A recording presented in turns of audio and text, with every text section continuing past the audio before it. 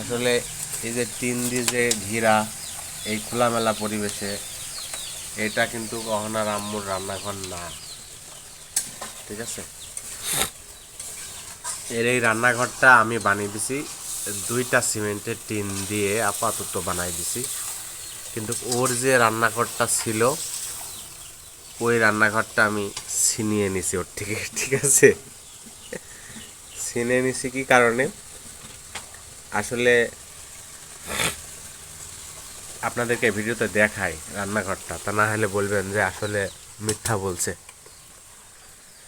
ছিনিয়ে নিছি কারণ মুরগির খামার করার জন্য ওর রান্নাঘরটা ছিনিয়ে নিছি। এই যে ওর রান্নাঘরের এই যে এটা হচ্ছে পাইপ, বাইরে দিয়ে ধোঁয়া বের হয়ে যায়, আর এটা হচ্ছে দরজা। ওর রান্নাঘর হলো এটা, একটু খুলে দেখাই।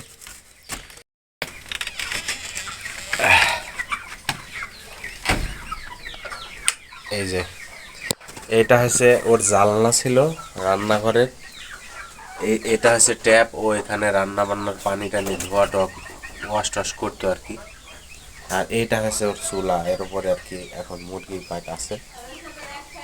হ্যাঁ, আর এই পাশে এই যে টেবিলটা পড়ে আছে, এই টেবিলটা সহ এইদিকে আরও অনেকগুলো র্যাক ছিল, সবগুলো বের করে দিছি। টেবিলটা একটু বাইর করা ঝামেলা, এই জন্যে টেবিলটা ভিতরে রাখি দিছি, কিন্তু মুরগিতে শেষ করে ফেলেছে টেবিলটা।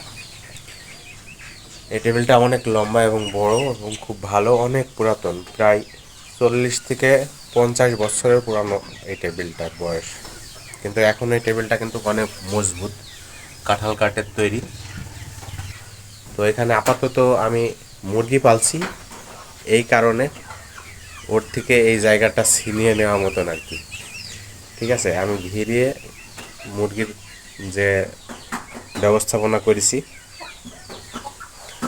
ওর ফ্যান ট্যান সব কিছুই ছিল, এই জায়গাটা ওকে ছিনিয়ে নিয়েছি। আর হ্যাঁ, বলেছি যে আপাতত এটা আমাকে দাও, আর তোমাকে আমি এই পাশে হোক আর যেখানে হোক নতুন করে রান্নাঘর বানাই দেবো।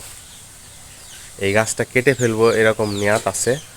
এই গাছটা কেটে এইখানে আমি নিজেই এমন একটা ছাপড়া তৈরি করে দেবো, এরকম নিয়াত ছিল। তো মুরগিতে আমি অনেক লস খেয়েছি, এবার মুরগিতে অনেক লস আমার। তো মুরগি আসলে পালন করবো কিনা জানিনি, করলেও এই পাশে আর করবো না আর কি। মুরগি তো পালন করবোই, কিন্তু এই পাশে আর মুরগি পালন করবো না আপাতত।